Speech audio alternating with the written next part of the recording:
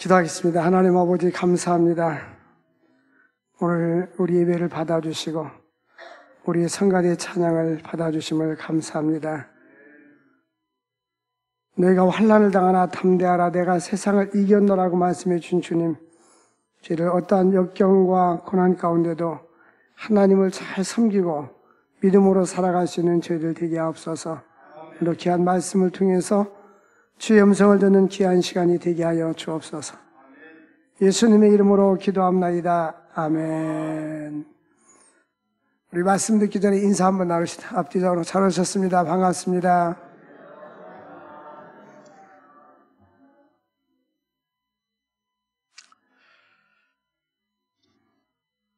오늘은 예수 안에 감춰진 보배라는 제목으로 함께 말씀을 상고하고자 합니다.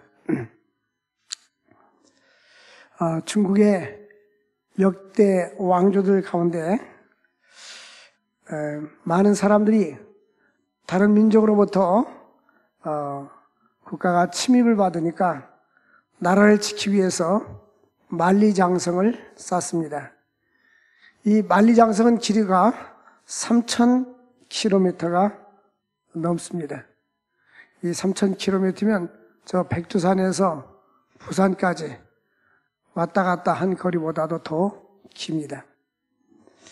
높이가 9m고 성벽의 두께는 5m가 넘는 거대한 장벽이기 때문에 어떠한 외적들이 쳐들어온다 할지라도 그 당시에는 비행기가 없었기 때문에, 탱크가 없었기 때문에 만리장성을 무너뜨리고 공격할 수가 없었습니다.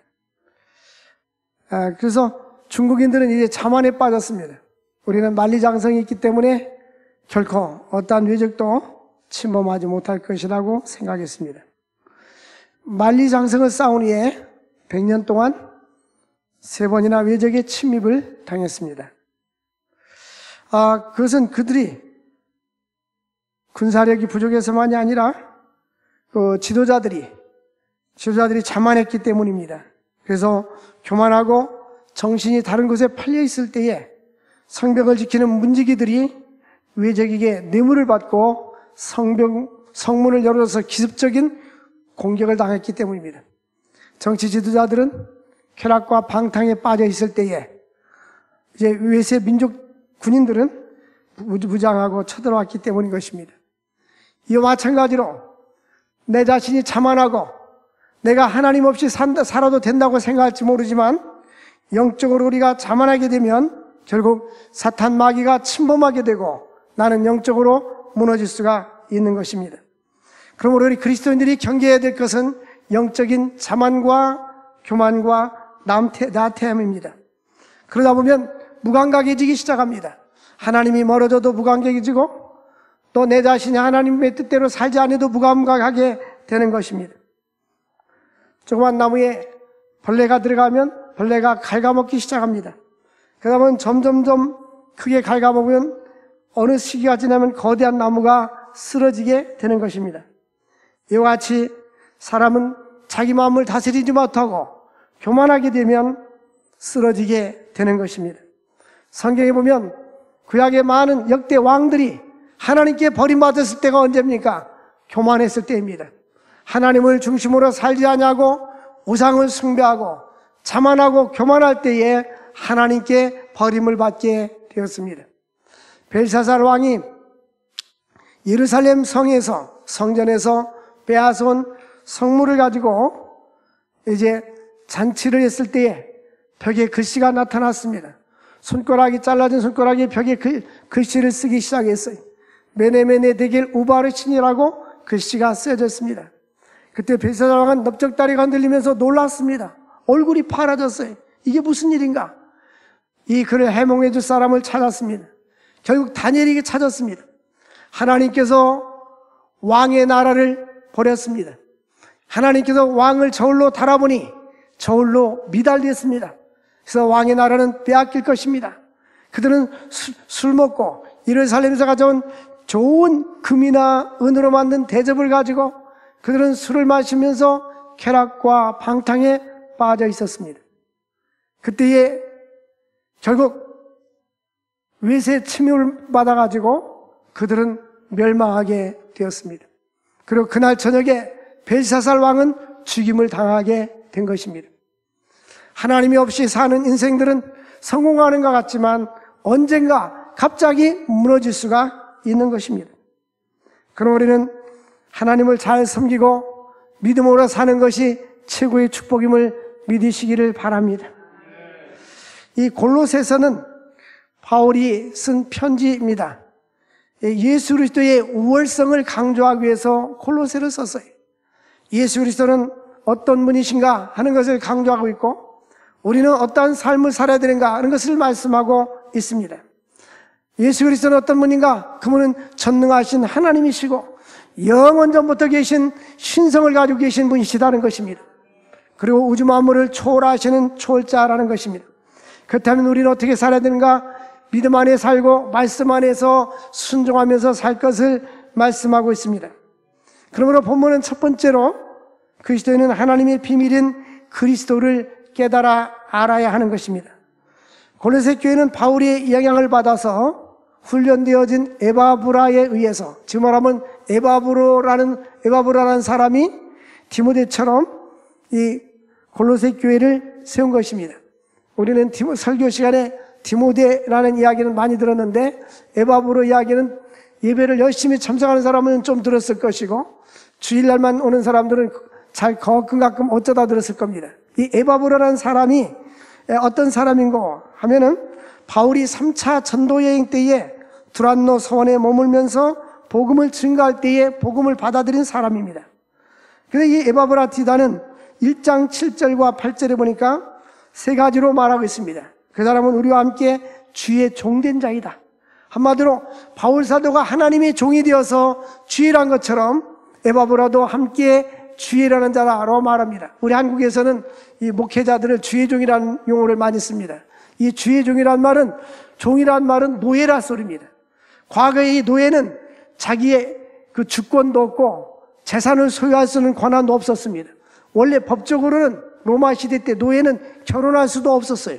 근데 결혼을 하지만 그들이 무근해 두었습니다. 그래서 어떤 문서를 보니까 이 노예는 종이쪽지처럼 여겼다.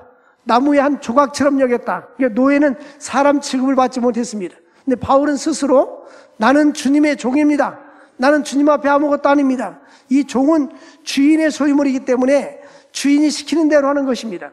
그러니까 바울은 나는 주의 종입니다 라는 말은 나는 주님만 위해서 살고 주인 되시는 예수 그리스도를 위해서만 사는 사람입니다, 그 뜻입니다. 그리고 주를 위해서 헌신하고 살겠다는 내용이 내포되어 있는 것입니다. 그래서 에바브라는 주님과 바울과 함께 주의 종된 자요, 또한 그는 신실한 성도를 위한 신실한 일꾼이라고 했습니다. 여러분, 목사님이 볼 때, 또 다른 주의 종이 볼 때, 나를 평가할 때, 이 사람은 신실한 주의 일꾼이야, 이런 평가를 받을 수 있기를 바랍니다. 신실한 주의 일꾼. 바울은 에바브라를 소개하면서 이 사람은 신실한 일꾼이다. 그래서 바울 사도가 에바브라를 1장 7절과 8절에 보면 신실한 일꾼이요, 또한 성령 안에서 골로새 교회의 사랑을 바울에게 알린 자다라고 말합니다. 여러분, 신실한 일꾼. 일꾼은 일하는 사람이 일꾼이에요. 신실하는 수식어가 붙었는데 이 신실하는 것은 충성스럽고 믿을만하고 그런 사람을 이야기합니다. 자기 맡은 일에 최선을 다하고 주인을 위해서 헌신하는 그 사람이 신실한 일꾼이에요. 우리 모두 하나님 앞에 신실한 일꾼이 될 수 있기를 바랍니다. 우리가 그런 평가를 받을 수 있어야 되는 거예요. 신실한 일꾼. 그리고 너희들은 골로새 교회 성도들은 에바브로에게 배웠나니 1장 7절 보니까 에바브로는 저들에게 하나님의 말씀을 가르치고 성경을 가르치고 제자훈련을 가르쳤어요. 그래서 바울은 자신이 골로새 교회 성도들을 위해서 얼마나 힘쓰고 애썼는지를 2장 1절에 알기를 원한다. 내가, 바울이 그럽니다. 골로새 교회 성도들아, 내가 당신들이 얼마나 힘쓰고 애썼는지 당신을 알 것이다, 이렇게 말하고 있습니다. 그래서 바울은 골로새 교인들을 보기를 원했습니다. 왜 그들을 보기를 원하냐면 자신을 통해서 그들의 마음에 위안을 받고, 2장 2절 보니까 저들이 위로를 받기 위해서. 여러분, 우리는 어떤 사람에게 위로자가 될 수가 있기를 바랍니다. 우리는 어떤 위기를 만났을 때에 그 사람에게 소망을 주고 위로를 주고 힘을 줄 수 있는 자가 되어야 되는 거예요. 저들에게 위로를 주고 또 사랑 안에서 연합하고 확실한 이의 풍성함과 하나님의 비밀인 그리스도를 깨닫게 하려 함이라. 그래서 골로새 교인들은 예수를 믿는 사람이에요. 근데 예수를 믿는데 저들에게 풍성한 예수님의 사랑을 깨닫기를 원한다고 기도하고 있어요. 우리가 교회를 출석하긴 출석하지만 예수님의 그 오묘한 진리를 깨닫지 못하는 사람들이 많이 있어요. 우리는 예수를 알면 알수록 심오한 진리를 깨닫게 되고 하나님이 주시는 풍성한 은혜를 느끼게 되고 또 예수 생명이 내 안에 역사할 때에 하늘의 소망을 가지고 살아가게 됨을 믿으시기를 바랍니다. 우리나라에서 하루에 39명, 평균 39명이 자살하고 있어요. 엄청나게 많은 숫자가 자살하고 있어요. 주로 20대, 30대가 자살을 많이 하고 있어요. 왜냐하면 이 땅에 소망이 없다. 그래서 그런 거예요. 그럼 우리의 진정한 소망은 이 땅의 소망이 아니라 하나님 나라의 소망을 가지고 살 수 있기를 바랍니다. 이 땅의 소망은 가변적이에요. 정치가가 되고 국회의원이 되고 대통령이 되면은 자기 목표를 달성한 것 같지만 우리나라 역대 대통령들 보면 코스가 있잖아요. 전에 어떤 일간지에 보니까 미국의 대통령들은 대통령을 마치면 세미나하고 연설을 다니는데 한 번 가서 하면 대통령이라고 대우해줘서 5억씩 이렇게 주더라고요. 한 번 연설해도, 세미나에도. 근데 우리나라는 큰 집으로 자꾸 가잖아요. 사랑하는 성도 여러분, 이 세상에서 진정한 축복은 축복이 아니에요. 그런 축복은 가변적이기 때문에 사람들이 평가하는 것은 언제나 축복이 저주로 변할 수도 있는 거예요. 그러나 하나님께서 주시는 영원한 생명이 진정한 축복인 걸 믿으시기를 바랍니다. 이 땅의 것은 영원한 것이 없습니다. 그러므로 우리는 예수 안에서 영적으로 풍성한 삶을 드리고 감사를 드리고 확신을 느낄 수 있기를 바랍니다. 여기 보니까 2절 말씀에 보니까 확실한 이해의 모든 풍성함과 알아야 돼요. 확실한이라는 수식어가 붙어 있어요. 이 확실한이라는 수식어가 헬라어 성경의 원문의 뜻은 무슨 뜻이냐 하면은 완전한 그런 뜻입니다. 완전한. 예수 그리스도의 그 놀라운 그 은혜, 그 깊이, 또 예수님의 사랑, 예수님의 그 능력, 예수님이 하신 모든 일을 완전히 알기를 원한다는, 부분적으로 희미하게 하는 것이 아니라 더 완전히 알기를 원한다는 것입니다.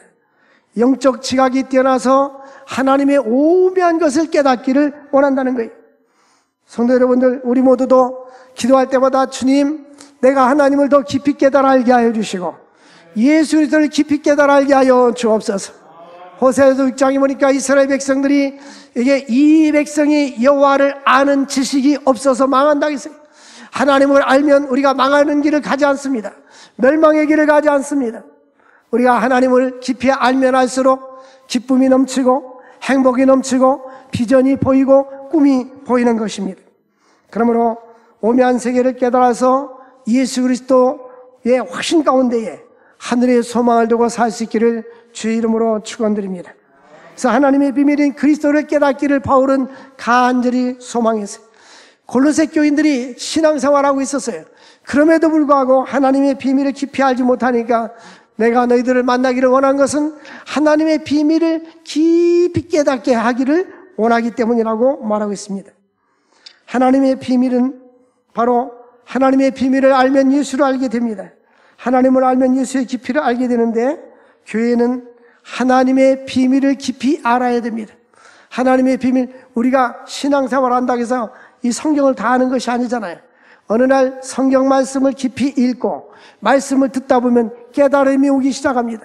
보이지 않는 하나님이 믿어지게 되고 예수 그리스도의 구원이 믿어지게 되고 하나님은 나의 안고 섬을 다 알게 되고 내가 주님 앞에 충성하고 헌신한 것을 주님이 보시고 생명책에 기록하시고 상급으로 갚아준다는 확신이 생기기 시작합니다. 그래서 하나님이 나의 삶을 주관하시고 내가 주님을 기쁘시게 하면 하나님도 나에게 기쁨을 주시고 은혜를 베푼다는 사실을 우리가 깨달아 알게 되는 겁니다.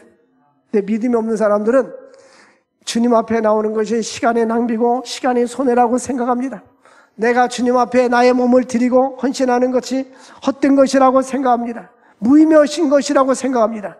그러나 성경은 고린도서 15장 마지막 절에 그러므로 내 사랑하는 형제들아 견고하며 흔들리지 말라. 이는 너의 수고가 주 안에서 헛되지 않은 줄 알미니라. 우리 주님은 우리가 주를 위해서 헌신하면, 수고하면 주님께서 기억해 주시고 이 땅에서 뿐만 아니라 하늘에서 상급으로 갚아 주실 줄로 믿습니다. 뿐만 아니라 신명기 28장에 있는 대로 하나님이 약속한 축복이 자손까지 축복해 줄 줄로 믿으시기를 바랍니다. 두 번째는 예수 안에 모든 보화가 감춰져 있음을 믿어야 합니다. 3절 말씀에 보니까 그 안에는 지혜와 지식의 모든 보화가 감춰져 있느니라. 이 보화는 귀한 거예요. 근데 예수 안에는 지혜와 지식의 보화가 감춰져 있다고 했어요. 이 세상에 많은 책을 보고 공부를 많이 했어도 예수를 알지 못하는 사람들은 참된 지혜와 참된 지식이 없는 거예요. 근자에 우리 삼성그룹의 회장인 이건희 씨가 세상을 떠났잖아요. 그 아버지 이병철 씨, 또 이건희 씨, 또 이재용 씨, 우리나라 경제 발전에 굉장히 공헌한 사람들이에요. 근데 어쨌든 죽으면 다 놓고 가잖아요. 우리나라에서 제일 부자인데 18조의 재산, 그 많은 것을 놓고 가잖아요. 78세에 세상을 떠났는데 75세까지 살고 73세까지 살고 5년 동안은 혈관으로 인하여서 이제 누워가지고 이렇게 세상을 보낸 거예요. 아무리 많은 것을 소유했다 할지라도 우리 인생은 가야 되는 겁니다. 다 놓고 가야 되는 거예요. 우리도 언젠가는 아무리 많은 것을 소유하고 싶다 할지라도, 내가 소유한 것이 있다 할지라도 죽음과 함께 놓고 떠나야 됩니다. 그러므로 우리는 떠날 준비도 하면서 살아야 되는 거예요. 언제 하나님이 어떠한 방법으로 우리를 부를지 아무도 알 수가 없습니다. 바울은 언제나 떠날 준비를 하면서 내가 선한 싸움을 싸우고 달려갈 길을 마치고 믿음을 지켰으니 나를 위하여 의의 면류관이 예비되었도다. 우리는 연약한 존재들입니다. 이 땅에서 영원히 사는 게 아니에요. 천년만년 사는 것이 아니에요. 하나님이 나에게 주신 이 시간을 주를 위해서 써야 되는 거예요. 시간은 가면은 다시 돌아오지 않습니다. 이 시간이 얼마나 빨리 지나가는지 아세요? 제가 늘 요즘 강조잖아요. 이 지구가 이렇게 하루에 한 바퀴씩 자전하는데 시속 1600km로 돌고 있어요. 1600km. 시속 1600km는 비행기, 우리가 비행기 타고 외국 다니는데 국제선 비행기 탄 게 2배로 빠른 거예요. 그리고 태양을 중심으로 해서 지구가 1년에 한 바퀴 돌잖아요. 그런데 이 공전 속도가 얼마나 빠른가 하면 시속 100km 곱하기 10만입니다. 100km 달리는 속도에 10만 배로 빨리 가는 거예요. 그러니까 하나님이 이렇게 대기권이 같이 돌아가니까 우리가 아무 것을 못 느끼는 거지. 이 지구가 이렇게 엄청나게 빨리, 총알보다 빨리 달려가고 있는 거예요. 이 시간이 이렇게 빠르다는 거죠. 그러니까 태양을 한 바퀴 돌면 1살, 10바퀴 돌면 10살. 여러분, 우리 이제 몇 바퀴 돌면 이 세상을 떠날지 우리는 알 수 없어요. 그러므로 하나님이 우리에게 준 생명을 주었을 때에, 우리에게 기회를 주었을 때에 예수 그리스도의 비밀을 깨닫고 하나님께 주시는 가치 있는 인생을 살아갈 수 있기를 바랍니다. 골로새서는 예수님의 신성을 강조했어요. 예수님은 영원전부터 하나님이시고 이 땅을 창조할 때 하나님과 함께 이 땅을 창조하시고 우주 만물을 창조하시고 그가 없이는 하나도 지은 것이 없다 하고 요한복음 1장 3절에 말씀하고 있어요. 이 세상에 어떤 것이 만물이 그로 말미암아 지은 바 되었으니 지은 것이 그가 없이는 된 것이 없느니라. 이게 예수님이 우주 만물을 지을 때 예수님도 신성으로 계시면서 창조 사역에 참여한 거예요. 그리고 예수님이 이때 육신의 몸을 입고 이 땅에 오셔서 죄인을 구원하기 위해서 십자가에서 죽으시고 사흘 만에 부활하시고 승천하신 것입니다. 그래서 예수님은 신성으로 계시다가 육신의 몸을 입고 이 땅에 오셨을 때 인성을 가지고 계셔서 하나님이시면서 사람이었어요. 그걸 이성일인격이라고 합니다. 예수님께서 이 땅에 오셔서 행하신 모든 일들은 그분은 전능하신 하나님이시다 뿐만 아니라 그분 우리의 구원자라는 사실을 우리에게 보여주고 있는 것입니다. 그러므로 예수 그리스도는 피조물보다 먼저 나신 분이요 만물보다도 먼저 계시는 탁월하신 분이십니다. 예수님은 무엇을 창조하셨나요? 보이는 것들과 보이지 않는 우주 만물을 다 창조하셨습니다. 고린도서 1장 16절에 보니까 그분은 보이는 것과 보이지 않는 것들을 창조하셨다고 말씀하고 있습니다. 그러므로 우리도 하나님이 창조해 줬습니다. 따라서 합시다. 나는 하나님이 창조하셨습니다. 하나님이 왜 우리를 이 땅에 만들어줬을까요? 하나님이 왜 여러분들 이 땅에 태어나게 됐나요? 아니요. 우리는 하나님이 만들어준 것이 아니라 우리 어머니 아버지가 결혼해가지고 낳은 거예요. 성경은 분명히 말씀합니다. 만세전에 우리를 택정하고 예정하사 우리를 하나님의 자녀로 선택해줬다고 말씀합니다. 그리고 믿음의 선진들은 이렇게 말합니다. 내가 모태에서 우리 어머니로부터 만들어지기 전에도 하나님이 나를 알고 계셨다고 말씀하고 어머니 태 속에서부터 나를 택정했다라고 말합니다. 우리는 이 땅에 우연히 태어난 것이 아니라 하나님의 뜻과 섭리 가운데 태어난 것입니다. 왜 우리를 만들었나요? 하나님을 위해서 살라고 만들어 주신 거예요. 똑같이 자녀를 낳아서 키우지만 어떤 집 자녀들은 부모에게 짐이 되는 자녀들도 있고 부모에게 가슴 아프게 하는 사람도 있고 오히려 타락하고 방탕하고 교도소를 안방다라듯이 들기 때문에 부모에게 속썩이는 사람도 있고 어떤 자녀들은 부모에게 기쁨이 되는 사람이 있고 각각 다릅니다. 우리도 하나님을 아버지라고 부른다면 우리는 하나님 아버지를 기쁘시게 해드리는 자가 되어야 하는 것입니다. 갈라디아 1장 10절 보면 내가 사람을 기쁘게 하랴 하나님을 기쁘게 하랴. 내가 만약에 사람을 기쁘게 하랬다면 하나님이 종이 아니라고 말합니다. 우리는 하나님을 기쁘시게 하는 자가 될 수 있기를 주의 이름으로 축원을 드립니다. 아멘도 크게 하시기 바랍니다. 하나님을 기쁘시게 하는 자가 될 수 있기를 바랍니다. 우리는 눈을 뜨면 주님 오늘도 내가 주님을 기쁘시게 하는 자가 되게 하시고 오늘 하루도 주님을 기쁘시게 하는 하루가 되게 하여 주옵소서. 찬양 찬송가에도 보면 복음사기도 나 주님의 기쁨 되기 원하네 그러잖아요. 정말 주님이 기쁨 되기를 원하고 주님이 기쁨이 될 수 있기를 원합니다. 하나님이 보이는 세계와 보이지 않는 세계를 창조했는데요. 이 보이지 않는 세계는 영적인 세계입니다. 천사들의 역할도 있습니다.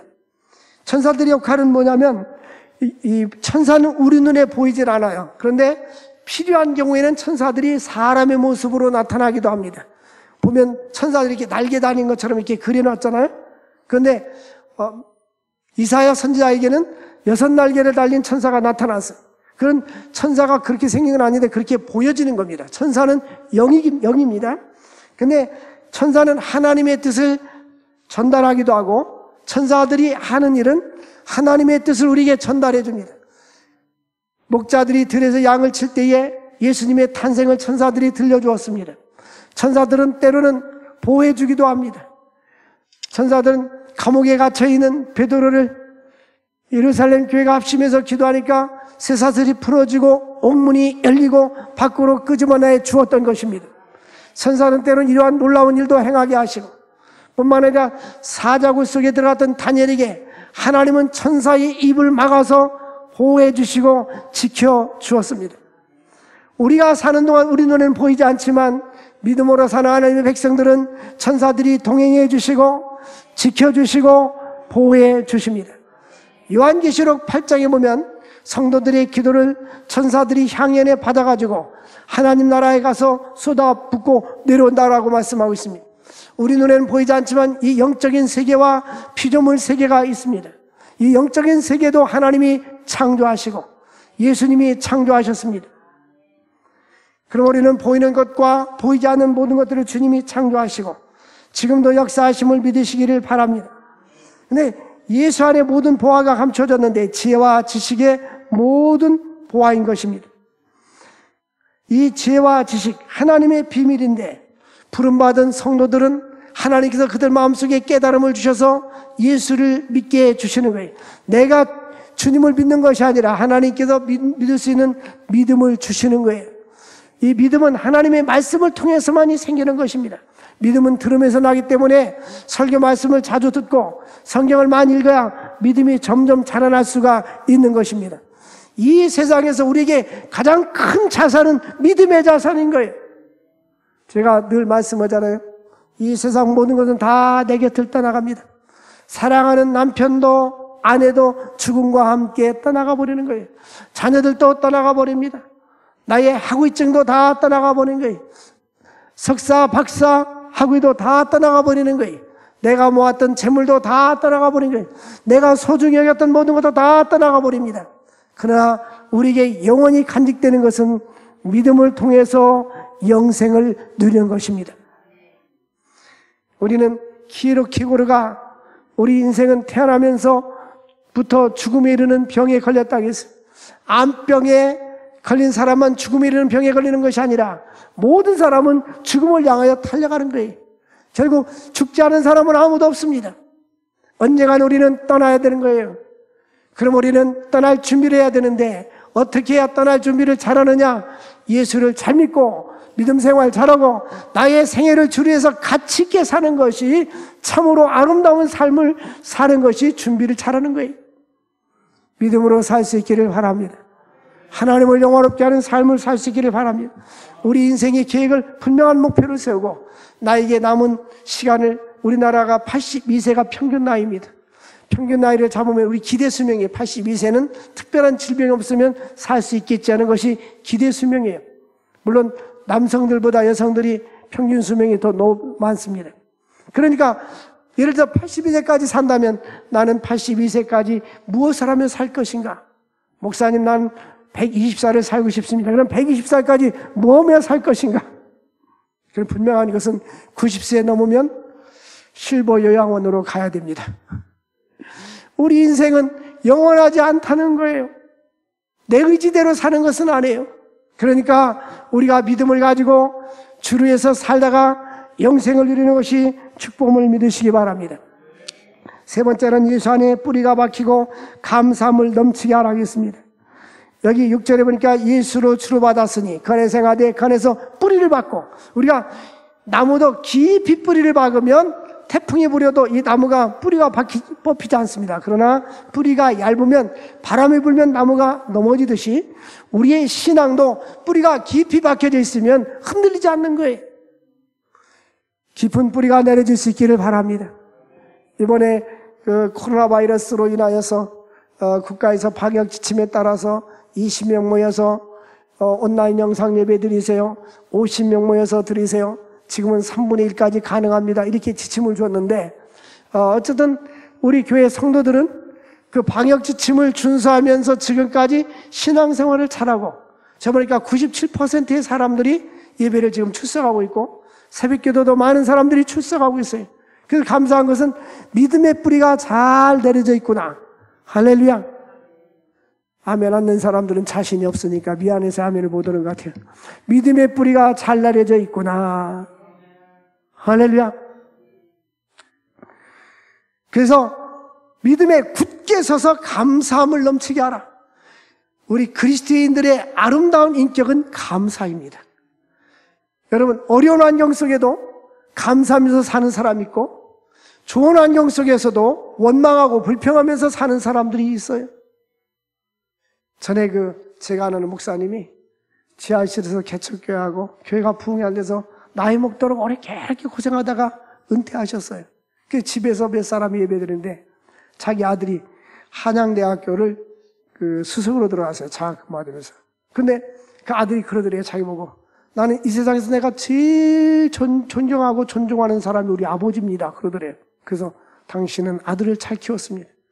만약에 환경을 보고 평가했다면 아버지는 빵점이었을 텐데, 경제적인 능력을 봤으면 아버지가 빵점이었을 텐데, 그는 아버지의 신앙과 아버지의 헌신과 아버지의 수고를 보고 그렇게 표현한 거 아니겠어요? 우리는 감사가 있어야 되는 거예요.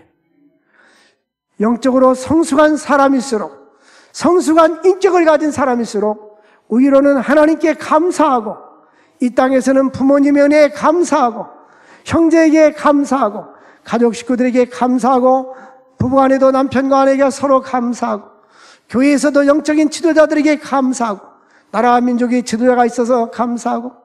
저는 한국교회사를 요즘 제가 전공이 아닌데 강의하고 있어요. 책을 보면서. 근데 너무 재밌어요. 근데 우리나라 이 믿음의 선조들이 그렇게 헌신하고, 외국에 있는 그 선교사들이 조선시대 때에 한국에 와가지고 그 고생하면서 갔다가 한국에 나를 묻어주시오 해가지고 저 양화진에서 무덤을 묻은 사람들이 너무나 많이 있어요. 금주에도 그 국민일보 보니까 그 배제학당 설립자가 35살 돼서 자기 가족 식구들이 다 죽고 남편도 죽고 아이들도 죽은 거예요. 홀몸이 됐어요, 여성이. 그 선교사 헌신서 와서 살다가 미국에 갔는데 이제 죽게 됐는데, 사람들이 많이 나를, 내 몸을 한국 조선 땅에 묻어주시오. 사랑하는 성도 여러분, 우리가 하나님 앞에 그러한 믿음의 선조들이 있었기에, 우리나라 와서 헌신한 사람이 있었기에, 그 조선시대 때 와가지고 선교사들이 쓴 선교 편지를 보면 뭐라고 썼냐면, 소망이 없는 나라, 저 아프리카보다도 못 사는 나라, 가난한 나라, 자국 나라 글씨를 모르는 문맹인들이 많은 나라. 문맹인들이 많은 정도가 아니라 80~90%였었죠. 그 사람들이 한국에 와가지고 한국교회가 세워지고 평양신학교가 세워지고 목사님들이 세워지면서 교회를 세우고, 교회에서 한글을 다 가르치기 시작했어요. 한글을 알아야 성경을 알고 찬송을 부를 수 있으니까. 그러면서 우리나라가 개화가 되기 시작한 거예요. 일제시대 때에 독립선언문을 발표할 때도 33명 중에 16명이 기독교였어요. 우리는 우리의 선조들에게도 감사하고, 또 하나님 은혜에 감사하고, 이 북한에 태어나지 않고 남한에 태어나서 자유를 누리면서 하나님께 예배드릴 수 있는 것도 감사하고, 모든 은혜에 감사할 수 있기를 주의 이름으로 축원을 드립니다. 저는 하나님 은혜에 감사하고, 또 5년 전, 6년 전부터 성전을 건축해서 비전을 가지고 기도해 왔습니다. 근데 하나님께서 지금까지 인도해 주셔서 우리 교회가 이제 매각이 되면은 어디로 가야 될까 늘 기도했고, 상가를 가야 되나, 어떤 상가를 가야 되나. 근데 이곳에 비어 있어가지고 이렇게 아름답게 의자도 다 이렇게 설치해 놓고, 리모델링도 해 놓고, 빨리빨리 아멘 하셔. 의자 한 개도 안 사놨으면서 아멘도 안 하시네. 그리고 그랜드 피아노도 사다 놓고, 우리는 장소가 좁아서 그랜드 피아노를 갖다 놓고 싶었는데도 못했는데, 하나님이 이렇게 예비해 주셔서 감사하잖아요. 하나님은 항상 믿음으로 사는 자들에게 가장 좋은 곳으로 인도해 주시고 축복해 주시는 거예요. 이제는 1년 후에는 새로 진 교회로 이사가서 예배를 드릴 것입니다. 여러분 기다리고 기도하면 하나님이 놀라운 역사가 있을 줄로 믿습니다. 저는 위에 계신 하나님께 감사를 드리고, 또 지금 우리 교회에 출석하지 않지만 우리 교회를 거쳐갔던 모든 성도들에게도 감사를 드리고, 그분들이 있었기에 오늘이 있습니다. 또 지금 현재 우리 교회에 출석하고 있는 여러분들에게도 저는 마음 깊이 감사를 드립니다. 우리 함께 비전을 가지고 다음 세대를 준비하고 지하 1층에 지상 6층에 교회를 건축하고 다음 세대의 아름다운 교회와 또 신앙을 유산으로 물려줄 수 있는 우리 모두가 될 수 있기를 주의 이름으로 축원을 드립니다.